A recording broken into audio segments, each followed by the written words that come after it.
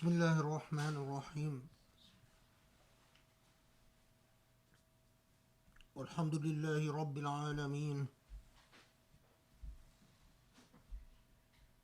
وسبحان الله العلي العظيم لا إله إلا الله وحده لا شريك له له الملك يحيي ويميت وهو على كل شيء قدير ونستغفرك ربي ونتوب إليك إنك أنت التواب الرحيم لا حول ولا قوة إلا بك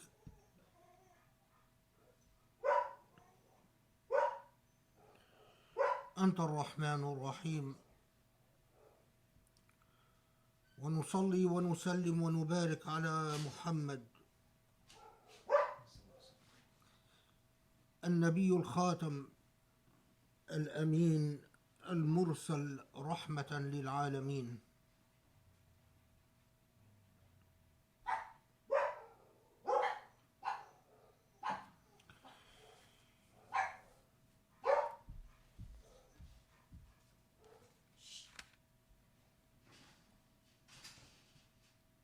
Subhanallah,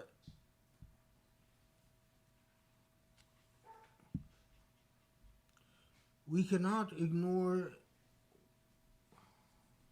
what surrounds us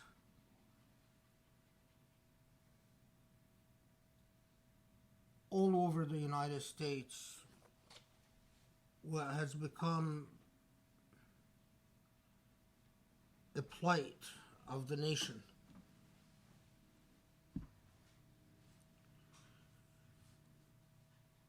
This Jum'ah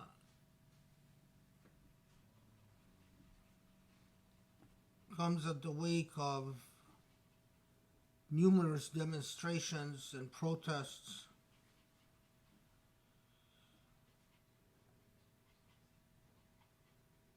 that focus on the issue of racism in this country.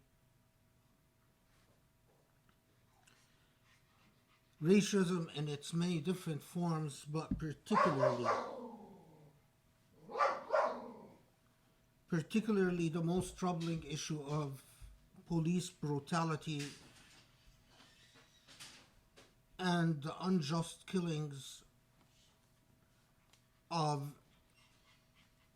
many minority people, especially African Americans.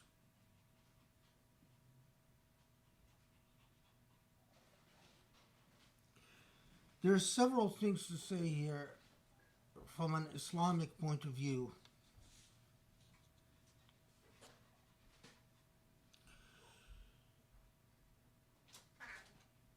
What is the most remarkable is how everything is interlinked, and with social laws, like in physical laws,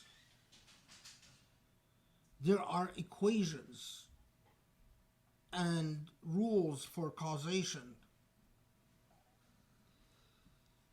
that make the current situation regrettable but not surprising.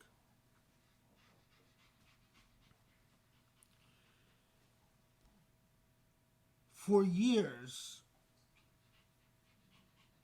since the rise of the conservative movement, not just in the United States, but all over the West, the so-called Neocon movement,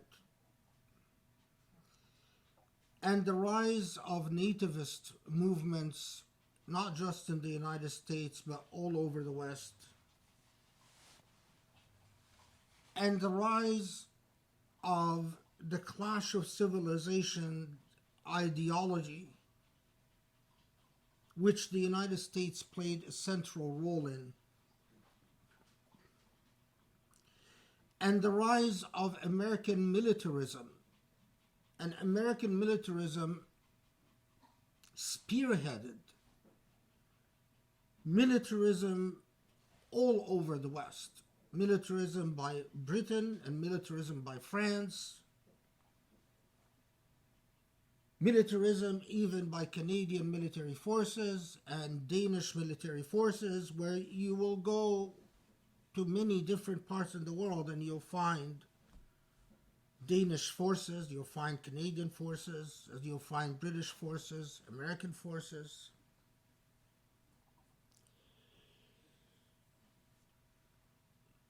All of that, all of these various movements,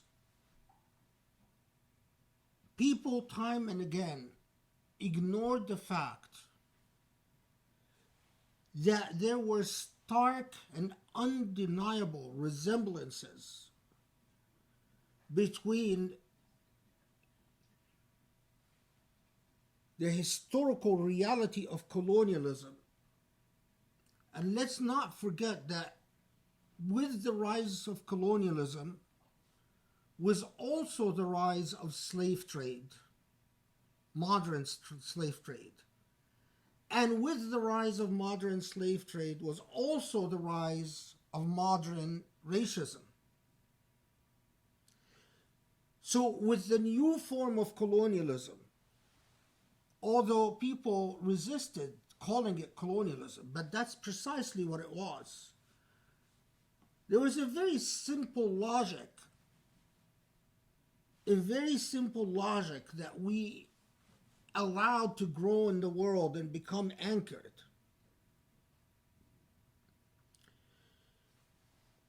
Those who are rich and powerful are entitled to monopolize the resources of the world and to assign themselves privileges denied to others. The difference is that with the rise of the Neocon movement and the new form of imperialism and the new form of colonialism, that movement, which was largely a white movement, a movement of white privilege, had a new ideology that served it and justified it and made it feel better about itself. And that new ideology, whether you want to call it the reading of Ayn Rand or a new form of thinking about liberal democracy as the Judeo-Christian tradition that the rest of the world doesn't share, or a rejection of white guilt, or it had an ideology often centered on evangelical and missionary Christian values, a belief in a Judeo-Christian civilization, and this is a very critical point, and an embedded hostility to Islam. Judeo-Christian civilization as the bearer of humane values and the positioning of Islam as a straw man that embodies all the values that are the antithesis of the Judeo-Christian moral values.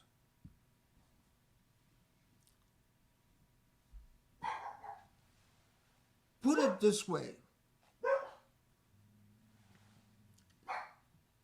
Yes, there is a history of slavery in this country. Yes, we are all familiar with the history of Jim Crow laws. Yes, we all know the horrible history of racism and lynching in the United States. All of this are facts. But we also know that in the 60s, there was a vibrant civil rights movement that produced results. We do know that the civil rights movement was making serious and important progress, but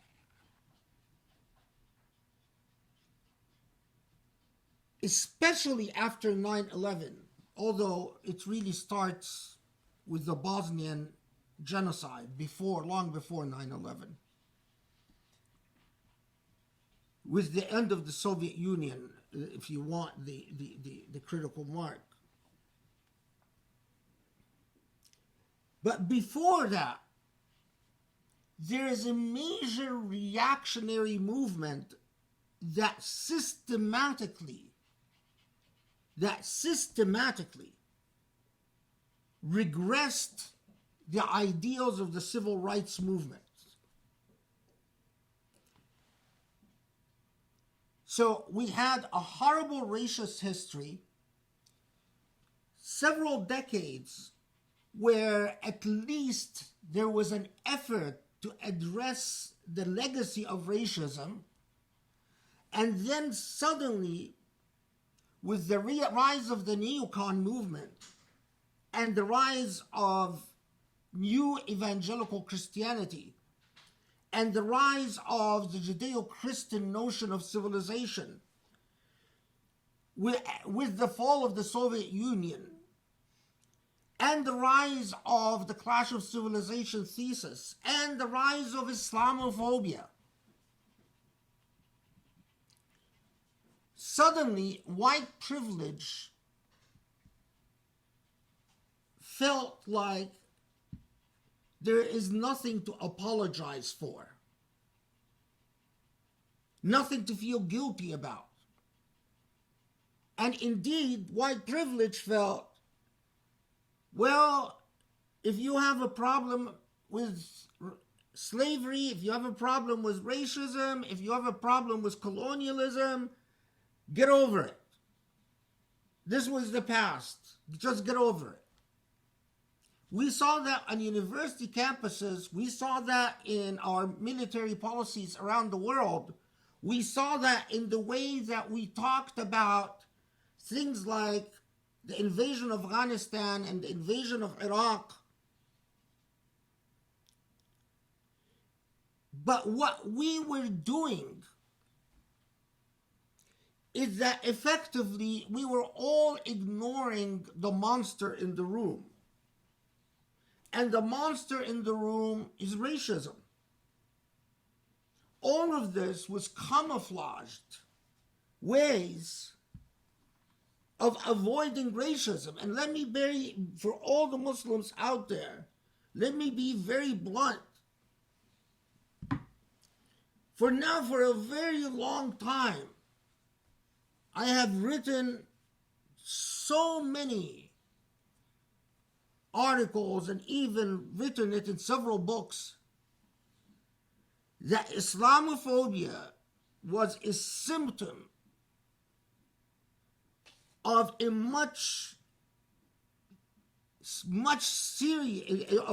a symptom of a deeply embedded problem of racism.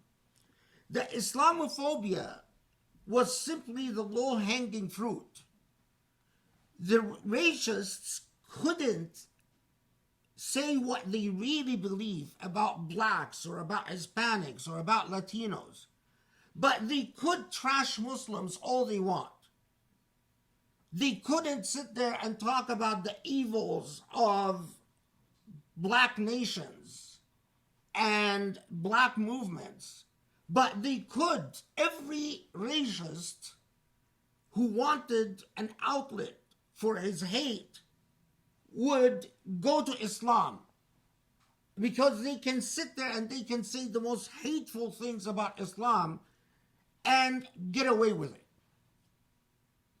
So Islamophobia was simply the barometer of a social malaise, of a social problem.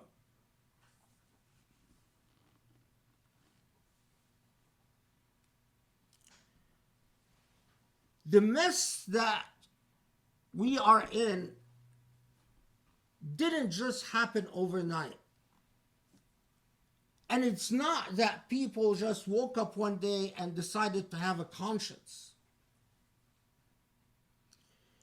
The movement that I'm talking about, the social problems that I'm talking about, truly started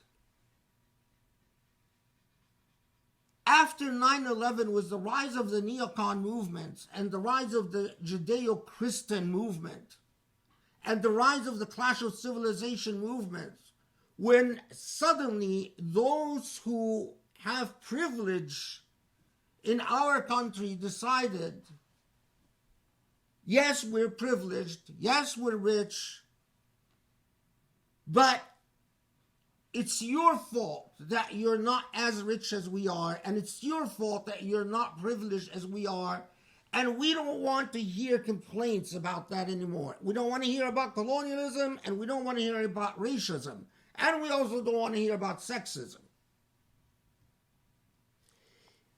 As an indication of that, look at what happened to affirmative action.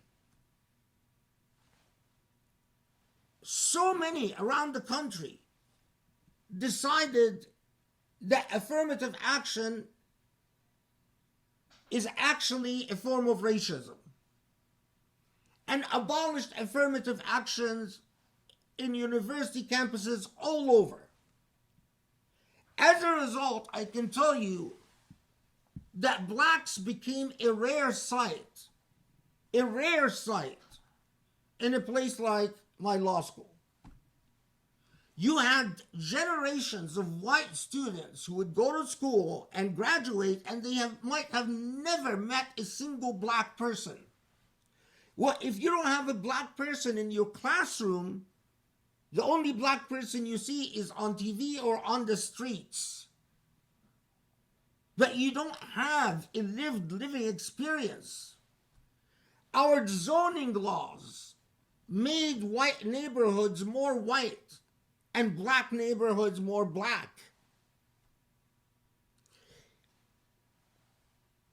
Dynamics that led us to perpetuate violence upon the world and feel little guilt for it, but also to perpetuate violence within our borders against the disempowered and feel no guilt about it.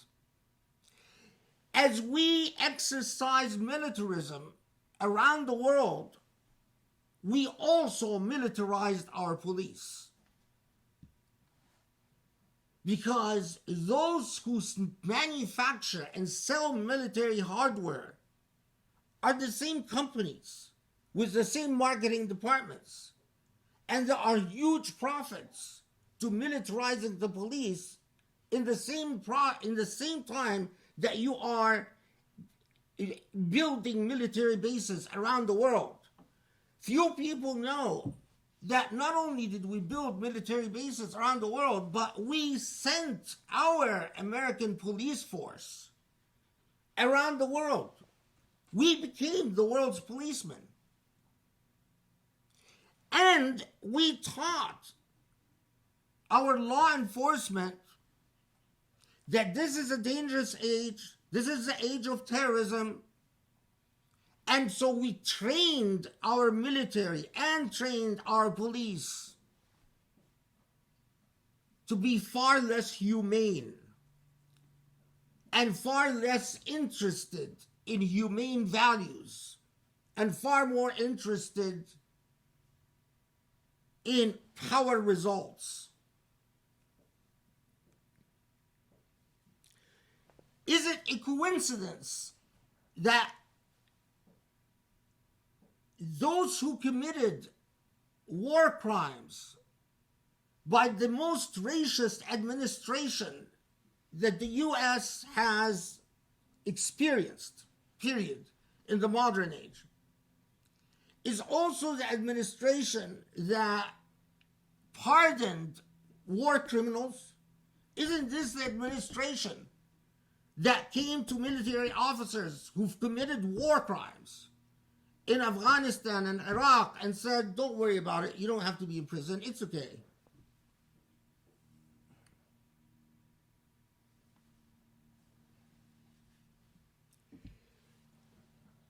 everything evil is interconnected in the world.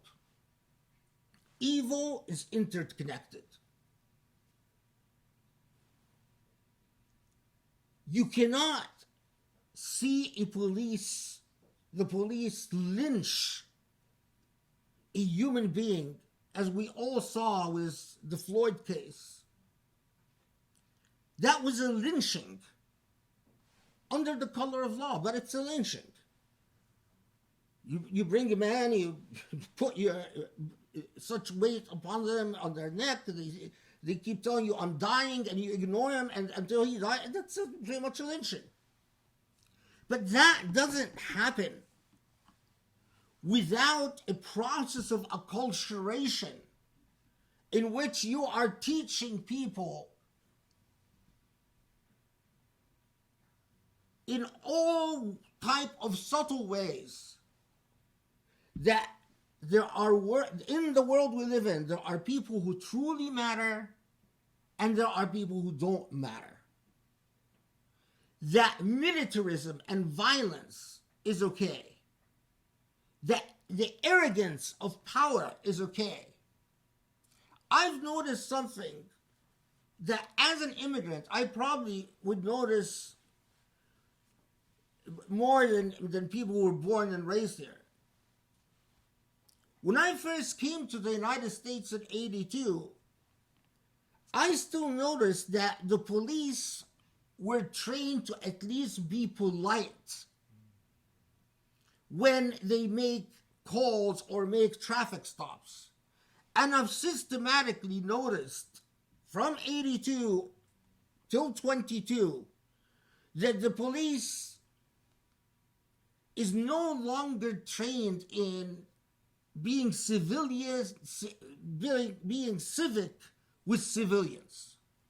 That police often feel free to say swear words, to cuss, to not return a good morning, not to always address you, to dehumanize you by always addressing you as sir or ma'am, regardless of what you're doing, or regardless of the need for that distancing and that dehumanization.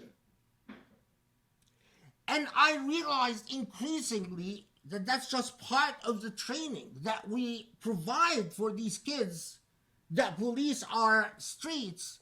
And the most amazing thing is that when they retire and you meet them as human beings, you discover that they could be very decent human beings. But it's the role, the institutional role that we train them in.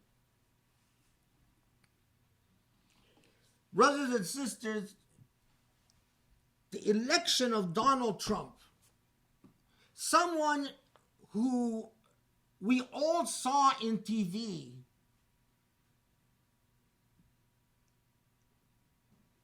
owning, or I don't know what his role precisely money-wise, was wrestling matches. But I remember his image very well, where he jumps in a wrestler ring and start punching the opponent. A brute.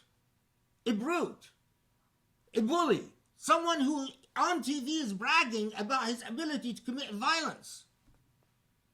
Someone who is outspokenly sexist.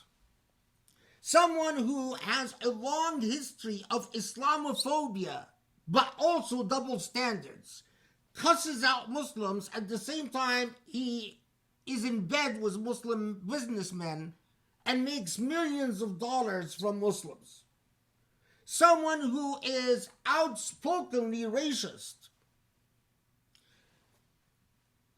The election of Donald Trump was a symptom, not the problem.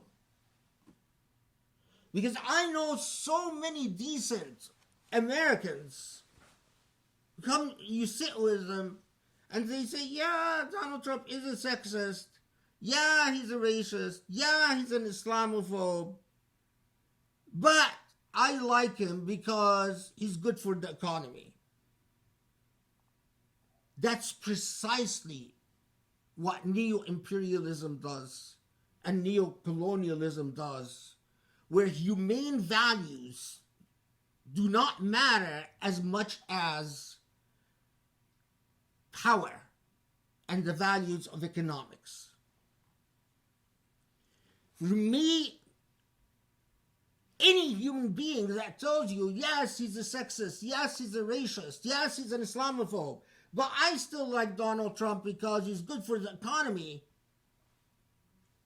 you're spitting in my face. Because you tell me, in order for you to have a little extra money, it's okay to hate me, and to hate blacks, and to hate Asians, and to hate Latinos, and to hate Hispanics. It's okay to hate us, and to dehumanize us, and to marginalize us.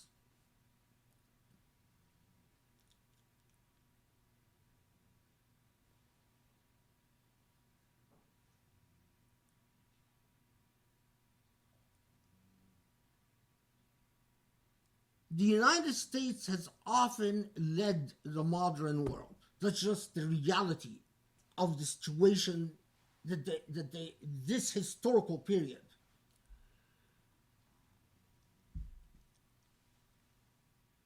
The problem is with the election of Donald Trump and his team to the White House,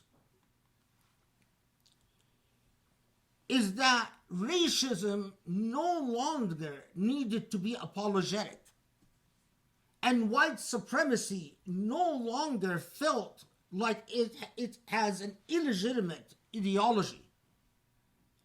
And Islamophobia thrived. Few people understand that the moving of the American embassy from Tel Aviv to Jerusalem is intimately connected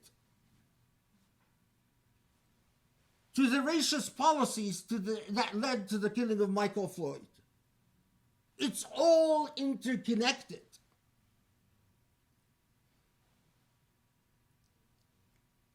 When power is arrogant and stops caring about the rights of the disempowered, that arrogance spills over everywhere. The same mentality that says the rights of Palestinians don't matter.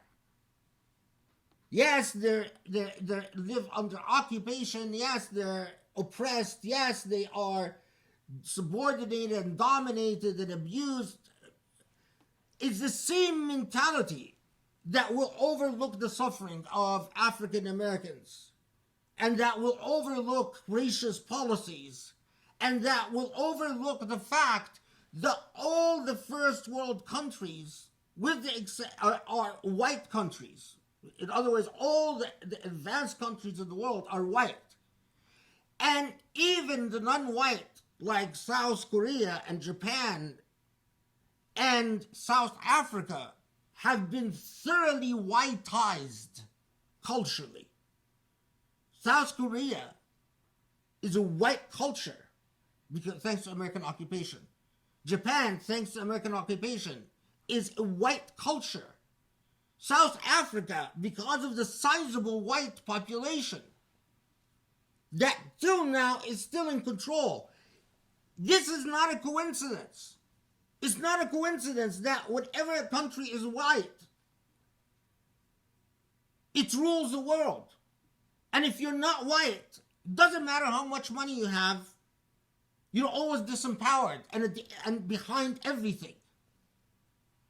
This is the nature, the heart of racism that leads to the killing of people in the streets of Minneapolis or in LA or in Florida. It's all interconnected.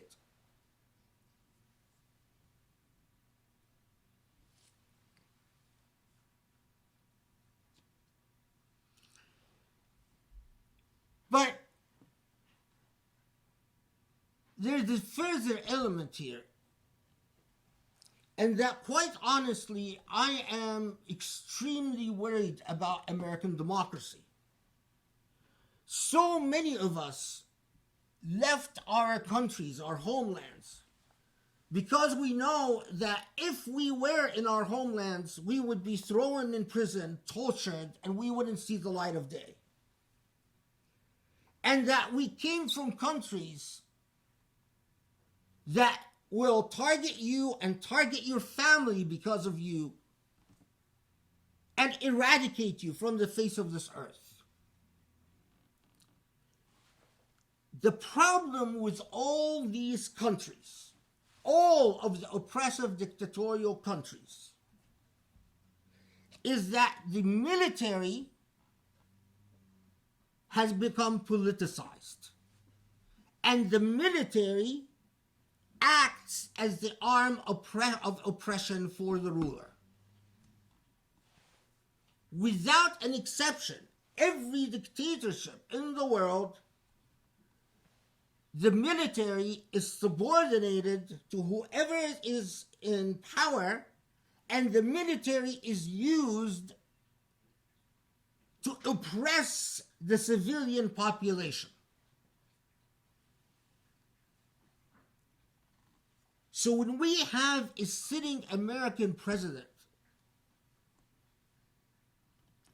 who uses the military to push back peaceful protesters in the way that we all saw on TV, using gas and rubber bullets, and so he can cross the street to take a picture holding the Bible, to say, I love this book,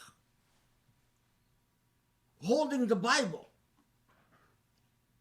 When we have that same president refer to the protesters around the DC as terrorists,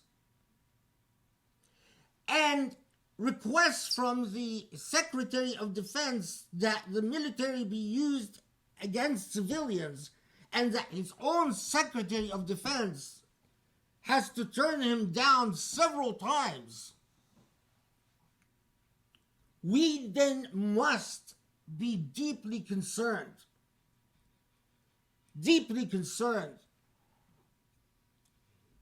that American democracy is seriously at risk.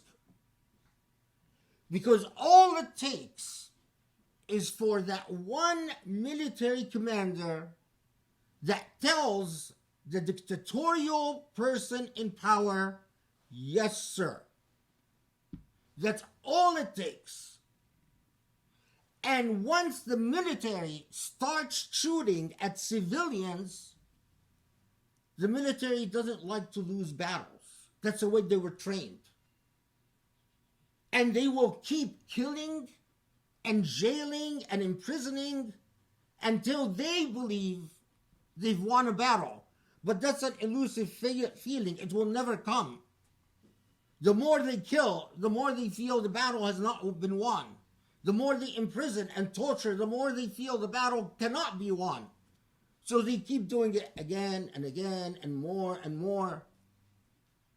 It is extremely dangerous.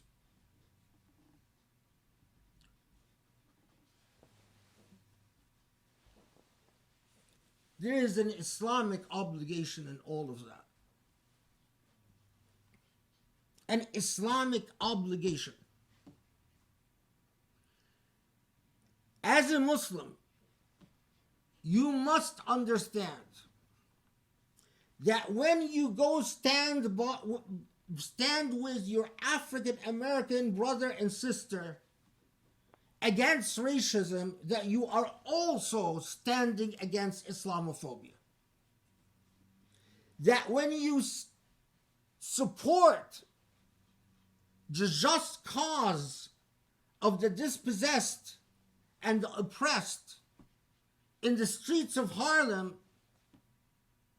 you are also supporting the rights of the dispossessed and disempowered in the streets of Gaza and the West Bank. And that when you stand up against American dictatorship and insist on the principles of democracy,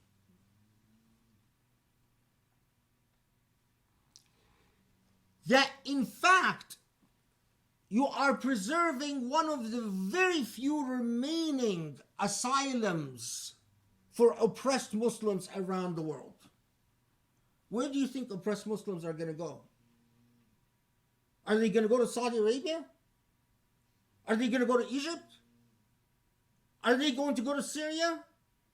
Where do oppressed Muslims go?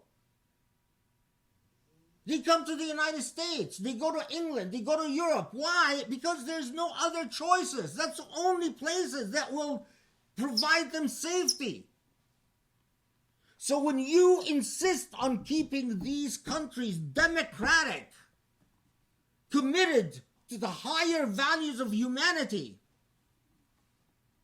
you are also serving the interests of Muslims and Islam. Everything is interconnected. And you, as a Muslim, you have a duty. And we can sum up this entire duty with Allah's command, Al-Amr bil-Ma'ruf, doing good. It's all too obvious.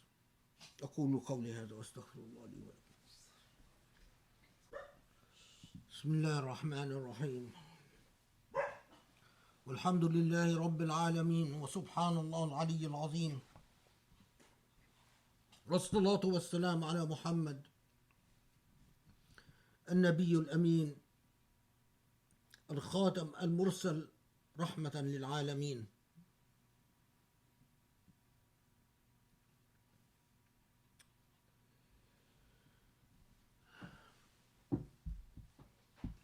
As Muslims,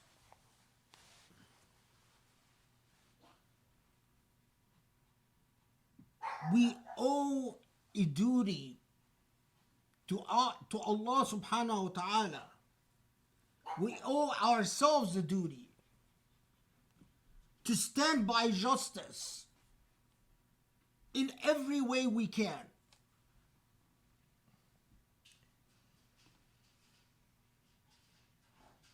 The problem of the way that blacks in particular are treated in this country by the police can only be denied by someone who is truly, truly an idiot. By someone who is truly an idiot or a racist. Because you cannot go any significant period of time without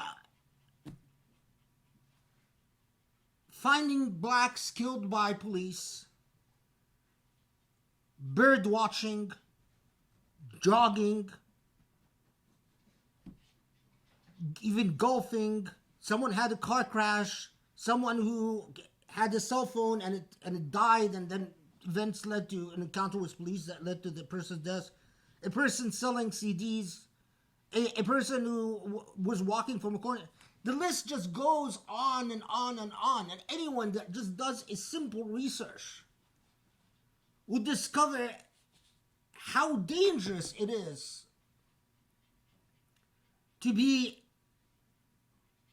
African American in this country and to be in the wrong place at the wrong time, or to have an encounter with cops, because the way they are trained, they're often culturally insensitive. They know nothing about black culture. And the way they are trained is to recognize threat according to what counts as a threat in their own little suburban cultures. So they wouldn't understand the cultural even gestures or acts or logic of others. I have to admit to you that even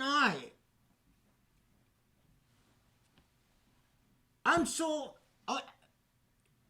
increasingly, since 9/11, increasingly, I'm consistently apprehensive about any encounter with the police, that whenever there's something, I always push my wife, who's Asian American, to deal with the police, because as an Arab man, I know the subtle change in tone when the police answers my questions.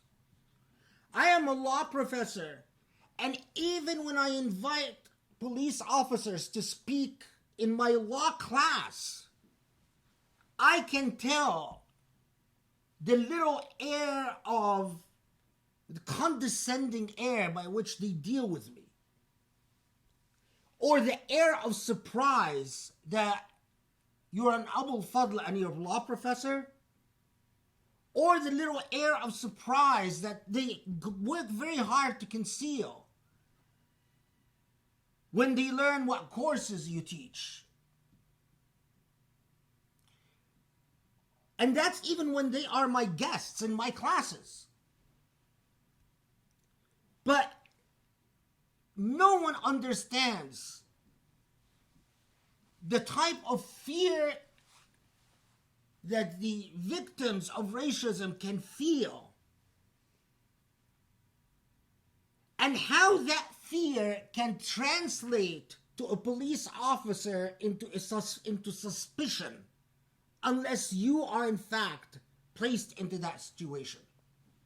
So my fear, my anxiety, the way it's going to be read by an officer is that I have something to hide. That's the nature of racism. And as Muslims, we have an affirmative obligation to recognize and study and understand racism, because it is an illness that our religion came to eradicate.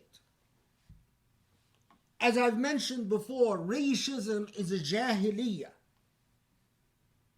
It's a jahiliyyah that the seerah of the Prophet ﷺ, time and time again, when the Prophet ﷺ would find a person mocking another person because of their lineage, because of their race, because of their color, because of their social status, they would tell him, إِنَّكَ إِمْرُؤٌ فِيكَ جَاهِلِيَّةٌ. You are a person who has jahiliyyah inside them. And jahiliyyah is the antithesis of Islam. You cannot be a good Muslim.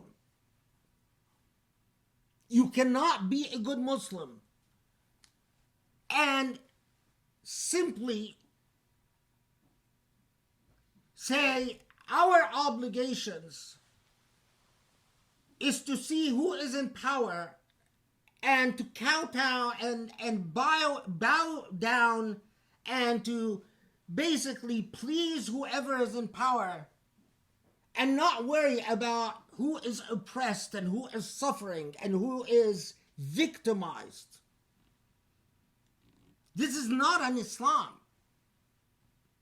that colonized, imperialized, racialized. Islam is not an Islam. The Islam of justice is an Islam.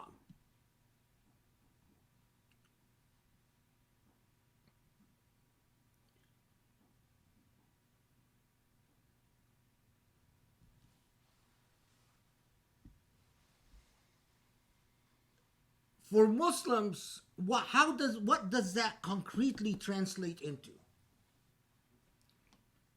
As a Muslim, you are rewarded by Allah. You actually receive an ajr if you go and you protest injustice. Other people might go out there and protest injustice and feel good, but you as a Muslim, you're actually rewarded hasanat. It goes to your Jannah counter. The longer the hours you stand protesting injustice, the more rewards you get. Someone asked me, or several wondered, are we limited to peaceful protests? And my answer is absolutely yes. The minute you exceed the bounds of peaceful protests, you are recategorized into a criminal. Peaceful protest is protected by the Constitution, but non-peaceful protest is not protected. And you, as a Muslim, you need to be protected because you know that you are also disempowered. And if you do anything that breaks the law, you are giving them an excuse to wipe you from the face of this earth. But beyond that, the Prophet ﷺ and Allah subhanahu wa ta'ala clearly taught us, لا تزر وازرة وزر أخرى. You cannot punish someone because of the sins of another. You just can't. So you can't destroy a car and say, well, it's because I'm angry. The owner of the car, that's not their fault. In Islam, we can't just commit aggressions against the rights of others and say, well, the ends justify the means. We can't. In Islam, it's just not a possibility. But keep in mind that it is an amazing thing that every time you testify against injustice. Now, of course, a lot of people say, well, does it really make a difference if I protest? Listen, Donald Trump was elected, came to power because of the silence of those who should have spoken. Yes, it makes a huge difference. And what difference does it make is that the louder you speak, the more you keep the energy of the protest alive. And the more you keep the energy of protest alive, the more people get off their behinds and go to the polls and make sure that the supporters of Donald Trump don't have a majority in the Senate.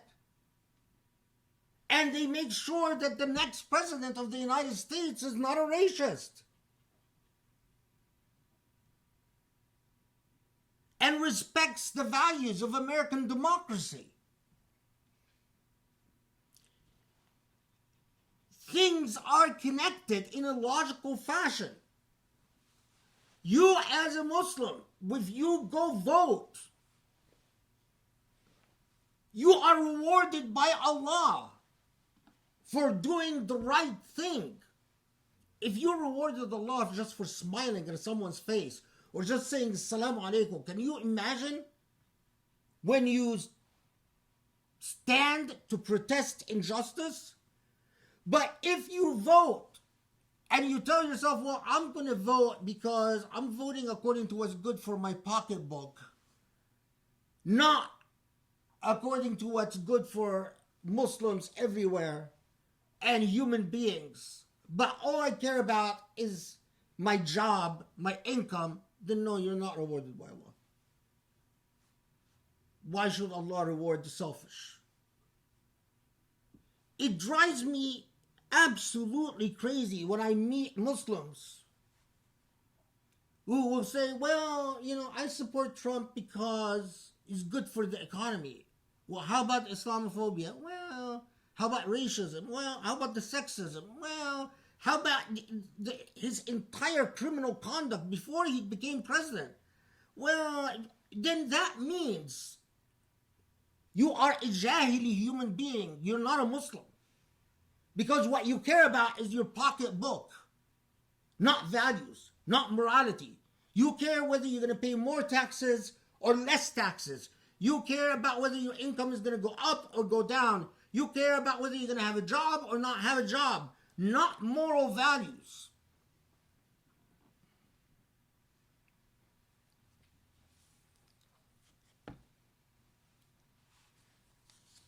One final point about this entire thing. Time and time, I've told you that we are living in a moment where there is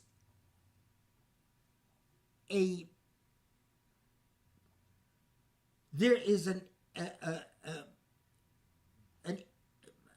aggressive war being fought over the identity of Islam and what Islam will mean in the future.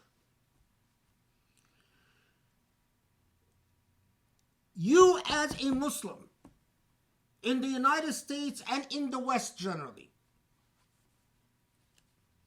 when you support Muslims who accept racism as simply a fact of life, or who don't even think racism is a priority, something, or who don't even talk about racism. They never mention racism under khutbahs or under durus because they think, well, you know, no, it's white people are doing the best they can, and it's...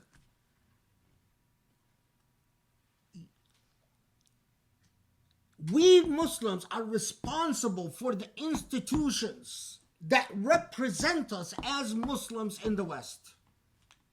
And if these institutions are associated with neocons and associated with evangelical Christians and associated with right-wing Zionists and associated with people like Kushner and the annexation of Jerusalem and associated with everything that is evil, how do you expect me not to look at you as evil? If you basically join the party of Shaitan, you are cheering. When you know you go into a stadium and they ask you what team are you on. Are you going to ask to be seated with the fans of the Shaitan or the other? You, every time as a Muslim, decide where to take your Islam from, you are helping shape the world we live in.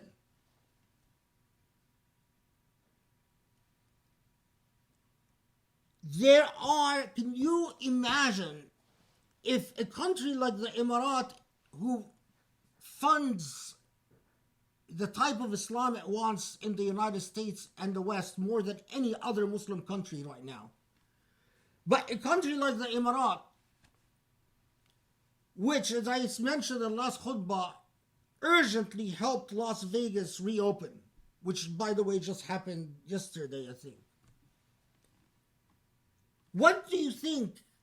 And helped Donald Trump get elected, and helped put Sisi in power, and helped do what they did in Yemen and Libya. When a country like the Emirat has financially benefited the Trump administration, the administration that completely ignored Muslim rights in Jerusalem, and is now supporting Israel in the annexation of the West Bank, what do you think the Emirates' position is about Black Lives Matter and about the demonstrations that are going on in the United States? I'll tell you, Emirati Shuyukh already said it's haram to go out in any demonstration. If you go out in a demonstration to protest the murder of Floyd, that's haram.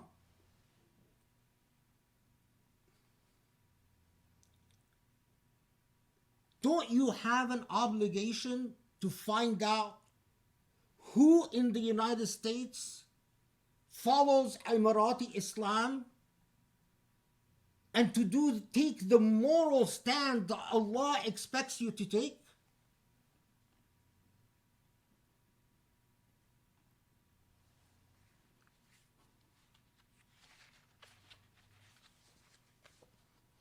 A news item that all of us should be aware of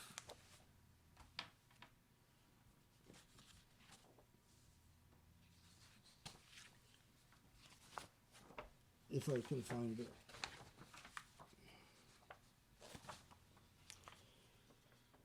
This is according to Israeli media.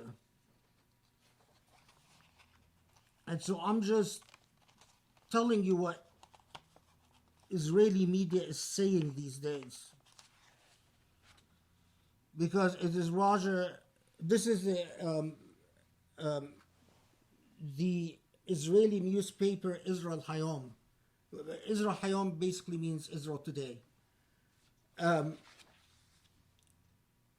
They published articles that say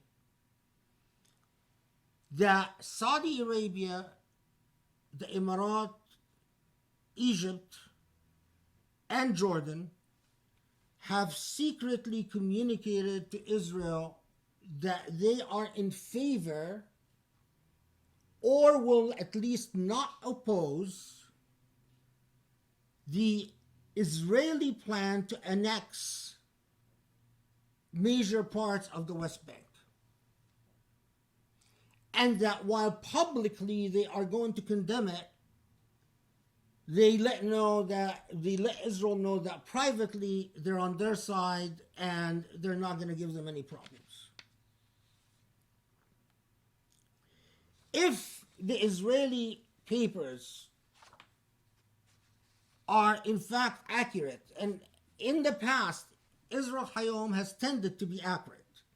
Things that they've said turned out to be true later. This is yet another betrayal.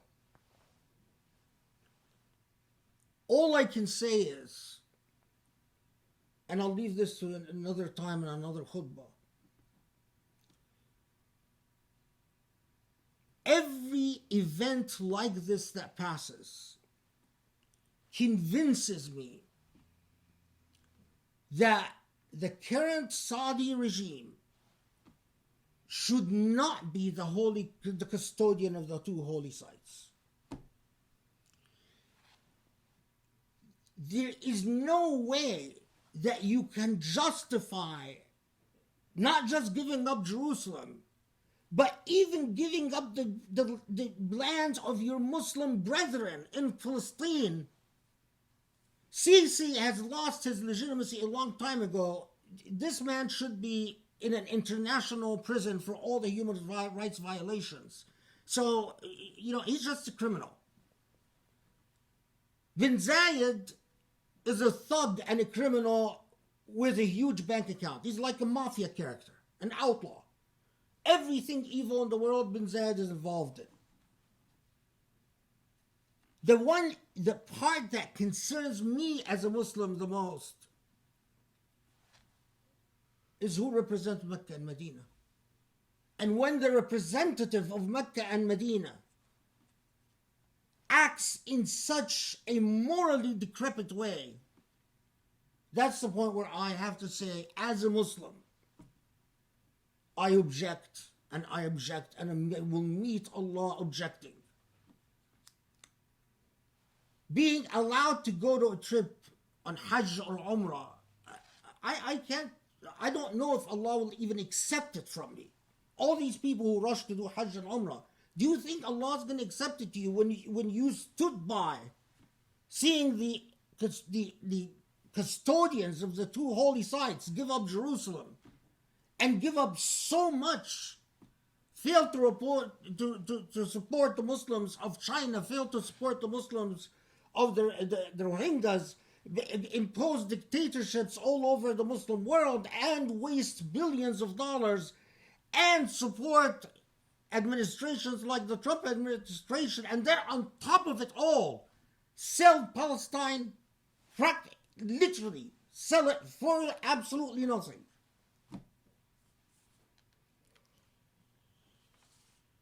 لا حول ولا قوة إلا بالله. اللهم اعف عنا، اللهم اغفر لنا، اللهم ارحمنا، اللهم اهدنا لأقرب من هذا رشدا يا علي يا عظيم. Allah, forgive our sins, guide us to the straight path, strengthen our faith, and let us see beauty and truth for what it is. And Allah grant us the wisdom to correct the course of our lives always. Ya Rabbal Alameen. إن الله يأمر بالعدل والإحسان والإيتاء والمنكر والبغي يعظكم لعلكم تذكرون وأقم الصلاة